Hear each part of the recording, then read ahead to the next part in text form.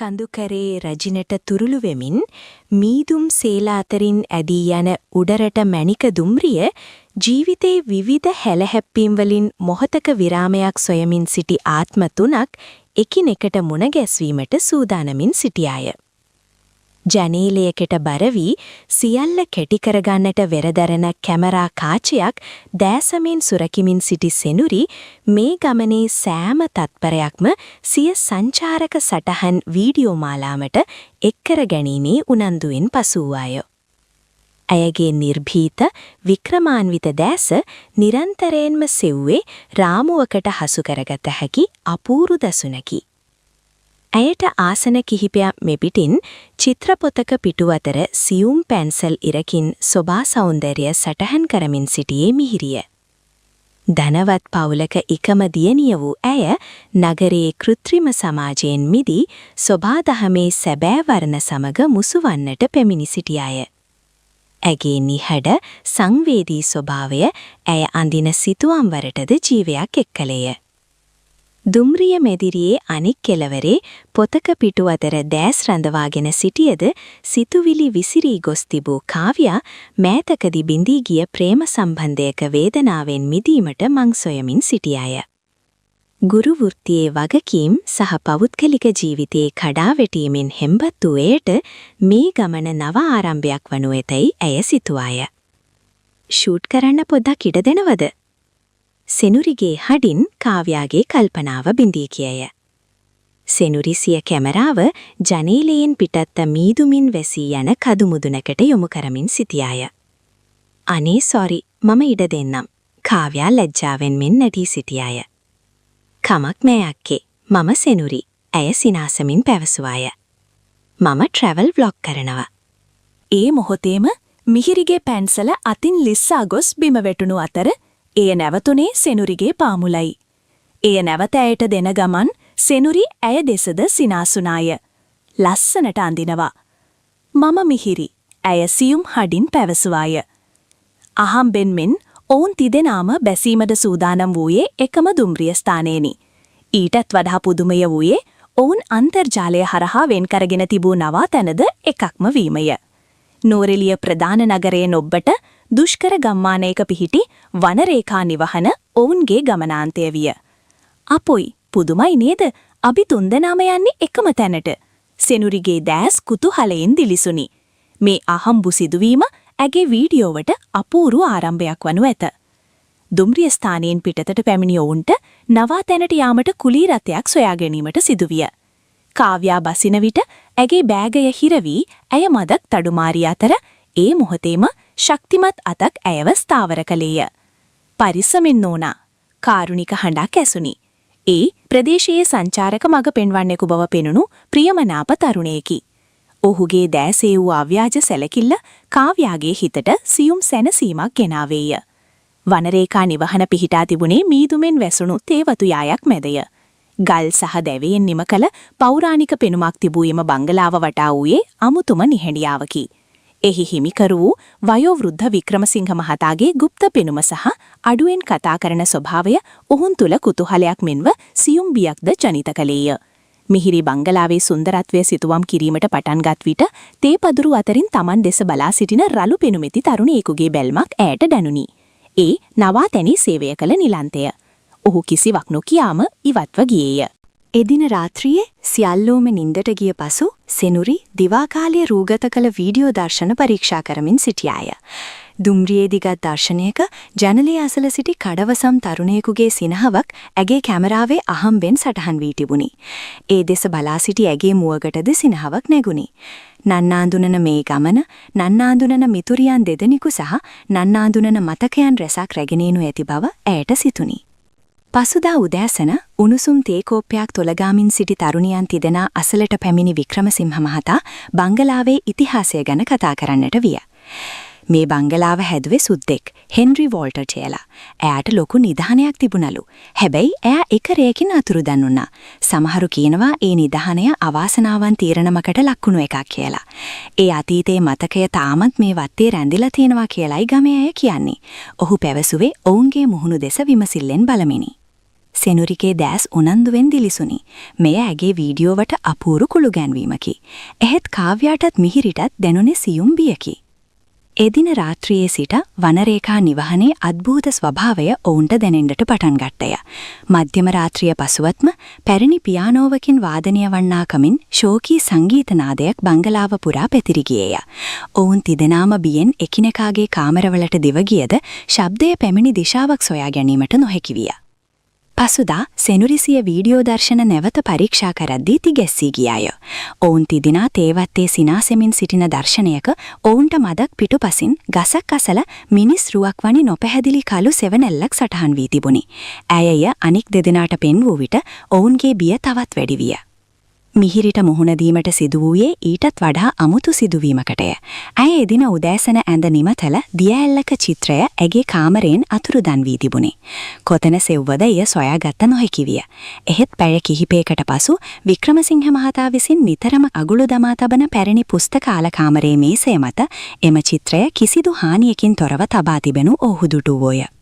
මේ කාමරයට වෙන කවුරුත් ආවේ නෑ දරුවෝ. යතුර තියෙන්නේ මංගාව විතරයි. වික්‍රමසිංහ මහතා පැවසුවේ කිසිදු හැඟීමකින් තොරවය. මේ අතර පැහැදිල් කළ නොහැකි නොසන්සුන් බවක් කාව්‍යාගේ සිතට වද දෙමින් තිබුණි. ඇය ඒ බව මිතුරියන්ට පැවසුද එය ඇගේ සිතේ රැඳී තිබු බිය නිසා වන්නට ඇතැයි ඔහු සිතූහ. මේ අද්භූත සිදුවීම් මැද්දේ ඔවුන්ගේ ජීවිතවලට නව චරිතද ඇතුළු වෙමින් පැවතුණි. වනජීවී ඡායාරූප ශිල්පියෙකු ලෙස හඳුන්වාගත් ආකාශ් සෙනුරිට නැවත මුණ ගැසුනේ දියඇල්ලක් අසලදිය. ඒ දුම්රියේදී ඇගේ කැමරාවේ සටහන්ව සිටි කඩවසම් තරුණයාමය. ඔහු ඇගේ වීඩියෝ නිර්මාණ ගැන මහත් උනන්දුවක් දැක්වූ අතර වනරේඛාවේ නිධාන කතාව ඇසූ විට ඔහුගේ දැස්වල විශේෂ උනන්දුවක් දිස්විය. මිහිරි දියැල්ල අසල සිතුවම් කරමින් සිටින විට ලිස්සන සුළු ගලක් මත ඇගේ පොය පැටලි ඈ ඇද වැටෙන්නට ගියාය.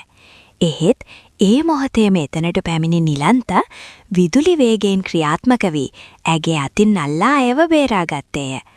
ඔහුගේ රළු දෑත්වල ස්පර්ශයට වඩා ඒ මොහොතේ ඔවුන්ගේ දෑස් එකිනෙක ගැටුණු නිමේෂයේදී කාලය නතර වූවක් මෙන් මිහිරිට දැනිනි. ඔහු වචනයක්වත් කතා නොකළද ඔහුගේ දෑස්වල තිබුණේ ඇය ගැන වූ ආරක්ෂාකාරී බැල්මකි. කාව්‍යා තේවත්ත මැදින් වැටී තිබූ අඩි පාරක ඇවිද යමින් සිටියදී ඇගේ කකුල ගලක වැදී පෙරලෙන්නට ගිය අතර ඇගේ වලුලු කර මදක් උලුක්කු විය. වේදනාවෙන් යුතුව ඇය අසල වූ ගලක් මත වාඩිගත්තාය. ඒ මොහොතේ අසල වූ බෙහෙත් ශාලාවේ සිට පැමිණි තරුණයෙක් ඇයට උදව් කළේය. ඔහු එම ගමේම පදිංචි වෛද්‍ය අසංකය. ඒ දුම්රිය පොලේදී ඇයට අත දුන් තරුණයාමය. ඔහුගේ කාරුණික සහ සංවේදී වදන් කාව්‍යාගේ තුවාල වූ කකුලට මෙන්ම තුවාල වී තිබූ හදවතටද සහනයක් විය. අභිරහස් බිය සහ ඒ අතරින් දලුලන නොසිතූ සෙනෙහසේ හැඟීම් මැද වනරේඛාවේ ගෙවන සෑම දිනක්ම ඔවුන් තිදෙනා එකිනෙකාට තවත් ලං කළේය. බංගලාවේ අභිරහස විසඳීමේ දැඩි උවමනාවකින් පසු සෙනුරි ආකාශ් සමග ඒ ගැන නිතර කතා කළාය. දිනක් ඔවුන් දෙදෙනා කතා කරමින් සිටින අතරතුර ආකාශ්ගේ බෑගය පෙරලි ඉන් පැරණි ලියවිල්ලක් බිම වැටුණි. එය අහුලා දෙන මුවාවෙන් සෙනුරි හොර රහසේම එය දෙස බැලුවාය. එය පැරණි සිතියමක කොටිසක්සේ පෙනුනි. ආකාශයේ ඉක්මනින්ම උදුරාගෙන බෑගේ දමාගත්තේ නොසන්සුන් බවක් පෙන්වමිනි. සෙනුරිගේ සිතේ ඔහු ගැන සැකයක් පැලපදියම් වූයේ එතැන් සිටය. මේ අතර මිහිරිගේ සිතේ නිලන්ත ගැන තිබුණේ කුතුහලයක් සහ පැහැදීමක් මුසු වූ හැඟීමකි. දිනක් රාත්‍රියේ ඇයට ජනේලෙන් පිටත්ත මිදුලේ වික්‍රමසිංහ මහතා සහ නිලන්ත රහසිගතව යමක් කතා කරනු පෙනුනි. ඒක අපේ පරම්පරාවේ වගකීමක්. කාටවත් ඒ දේවල් විනාශ කරන්න දෙන්න බෑ. වැනි වදන් කැබලි ඇයට ඇසුනි. නිලන්ත මේ අභිරහසේ කොටස්කරුවෙකු බව ඇයට විශ්වාස විය. ඔහු හොඳ කෙනෙක්ද නරක කෙනෙක්ද යන්න ඇයට තේරුම් ගත නොහැකි විය. කාව්‍යා වෛද්‍ය අසංක සමග බෙහෙවින් කුළුපග වී සිටියාය. ඔහුගේ මෘදු හදවත ඇගේ තනිකම මකා දමමින් තිබුණි. දිනක් ඇය ගමේ කඩයකට ගිය විට එහි මුදලාලි සමග ඇති වූ කතාබහකදී වික්‍රමසිංහ මහතාගේ පවුලත් වෛද්‍ය අසංකගේ පවුලත් අතර වනරේඛා බංගලාවට මායිම්ව පිහිටි ඉඩමක් සම්බන්ධයෙන් පැරණි ආරවුලක් පවතින බව දැනගන්නට ලැබුණේ. එම ඉඩමේ නිධානය ඇතැයි ගම්මුන් විශ්වාස කරන බවද ඔහු පැවසිය. මේ ආරංචියෙන් කාව්‍යාගේ සිත කැළඹීමටපත් විය. සෙනුරි ආකාශ් ගැන තමන්ට ඇති වූ සැකය මිතුරියන් දෙදෙනාට පැවසුවාය. ඔවුන් තිදෙනාම තමන් දත් තොරතුරු එකිනෙකා සමග බෙදාගත්තා. ආකාශ් නිදන් හොරෙකු විය හැකි බවත්, නිලන්ත යම් රහසක් ආරක්ෂා කරන බවත්, මේ සියල්ලට වෛද්‍ය අසංකගේ පවුලද කෙසේ හෝ සම්බන්ධ බවත් ඔවුහු අනුමාන කළා. පසුදා මිහිරි නැවතත් දියඇල්ල අසල චිත්‍ර අඳිමින් සිටින විට නිලන්ත එතනට පැමිණියේය. මෙවර ඔහු ඇය සමග කතා කළේය. නෝන හොයන්නේ නිධානයක්ද? ඔහුගේ හඬ ගොරෝසු වුවද එහි වූයේ අවංක බවකි. මම දන්නේ නැහැ. මේ හැමදේම හරිම අමුතුයි. මිහිරි පැවසුවාය. නිලන්ත මොහොතක් ඇගේ දැස් දෙස බලා සිට ඇත්ත කතාව දැනගන්න කැමති නම් මාත් එක්ක එන්න. යයි කියා ඇයව දියඇල්ල පිටුපසට කැඳවාගෙන ගියේය. එහි වැල්වලින් වැසී ගිය කිසිකුටත් පහසුවෙන් සොයාගත්ත නැහැකි කුඩා ගුහාවක දොරටුවක් විය. ඇතුළත පැරණි ලී පෙට්ටියක් තිබුණි. නිලන්ත එය විවෘත කළේය. එහි තිබුණේ රන් රිදී මුතුමැණික් නොව දූවිලි බැඳුණු පැරණි දිනපොතක් සහ ලියුම් මිටියකි. මේ තමයි හෙන්රි වෝල්ට් මහත්තයාගේ ඇත්ත නිධානිය, නිලන්ත පැවසුවේය. ඔහු හෙන්රිගේ දියණිය වූ එලිසබෙත් සහ එම වත්තේම සේවය කළ තරුණයෙකු වූ මුතු බණ්ඩා අතර පැවති තහනම් ප්‍රේමයේ කතාව මිහිරිට කීවේය. දිනපොත ලියා තිබුණේ එලිසබෙත් විසින්. නිධානය යනු ඔවුන්ගේ ආදරයේ සංකේතය වූ සිතුවම් සහ ලියුම් එකතුවයි. නිලන්ත මුතු බණ්ඩාගේ පරම්පරාවෙන් පැවතෙන්නෙකු වූ අතර ඔවුන්ගේ පරම්පරාව වසර ගණනාවක් තිස්සේ මෙම නිධානය ආරක්ෂා කරමින් සිටියහ. මිහිරිගේ දෑසට කඳුළු උණුවේ නිතතින්මය. ඇය ආපසු පැමිණ මේ සියල්ල සෙනුරිට සහ කාව්‍යාට පැවසුවාය. ආකාශ් සොයන්නේ මේ අහිංසක ප්‍රේම කතාවේ මතක සටහන් බව වටහාගත් ඔවුන්ගේ සිත කෝපයෙන් පිරිගියේය. මේ අතර ආකාශ් සෙනුරිව නිධානය සොයා ගැනීමට පොළඹවා ගැනීමට උත්සාහ කරමින් ඇය සමග ආදර සම්බන්ධයක් මවා පෑවේය. එහෙත් දැන් සත්‍යදත් සෙනුරි ඔහුගේ රංගනයට හසු නොවි ඔහුගේ සැබෑ අරමුණ හෙළි කර ගැනීමට ඔහුට ඉඩදී බලා සිටියාය. කාව්‍යා තමන් දැනගත් ඉඩම් ආරාවුල ගැන වෛද්‍ය අසංකගෙන් කෙලින්ම විමසුවාය. ඔහු සුසුමක් හෙලා එම ආරාවුල පැවති බවත්, එහෙත් තම පියා කිසි දිනක අනුන්ගේ දේකට ආශා නොකළ බවත් පැවසුවේය. ඔහුගේ අවංක භාවය කාව්‍යාගේ සිතේ ඔහු ගැන වූ විශ්වාසය තවත් තහවුරු කළේය. ඔවුන් දෙදෙනා අතර වූ බැඳීම සැකයෙන් තොර පිරිසිදු සෙනෙහසක් බවට පත්වෙමින් තිබුණි. එලිසබත්ගේ දිනපොතේ සිතුවම් සහ ලියුම් සගවා ඇති සැබෑ ස්ථානය පිළිබඳව කාව්‍යමය හෝඩුවාවක් සටහන්ව තිබුණි. සඳදියට වැටි දියාඇල්ල නිදන හෝරාවේ ගල යට සැග වූ දොරටුව විවර වනු ඇත. එය පුරපසල්වක පොහෝ දිනයක් බව වටහාගත් තරුණියන් තිදෙනා නිලන්තගේද උදව් ඇතිව එදින රාත්‍රියේ එම ස්ථානය සොයා යාමට තීරණය කළහ. ඔවුන්ගේ සැලැස්ම ගැන කෙසේ හෝ දැනගත් ආකාශ් ඔවුන්ට පෙර එම ස්ථානයට ගොස් සැගවී සිටියේය. සඳ එළියෙන් මුළු ප්‍රදේශයම නැහැවී ගොස් තිබූ ඒ රාත්‍රියේ ඔවුන් දියාඇල්ල අසලට ළඟා විය. දිනපොතේ සඳහන් පරිදි සඳ එළිය දියාඇල්ලේ නිශ්චිත ගලක් මතට වැටුණු විට එහි සෙවණැල්ල බිම ඇඳී තිබුණේ යතුරක හැඩයකි. නිලන්ත එම ස්ථානයේ තිබූ පස් ඉවත් කළ විට පැරණි උමන් දොරටුවක් මතුවිය. ඔවුන් උමඟට ඇතුළු වීමට සැරසෙත්ම අඳුරෙන් මතු වූ ආකාශ් ඔවුන්ගේ මාර්ගය අවහිර කළාය. ඔහුගේ දෑස්වල දිස්සූය වියරුවකි. මේ හැමදේම මගේ. ඔයාලා මේකෙන් කිසිම දෙයක් අරන් යන්නේ නැහැ. ඔහු පැවසුවේ කෑදරකමින් පිරිණු හඬකින්. ඒ මොහොතේ නිර්භීත සෙනුරි ක්‍රියාත්මක වූවාය. ආකාශ්, ඔයාට ඕන නිධානයනි. ඇයි මේ අහිංසක ආදර කතාවක් පස්සේ යන්නේ?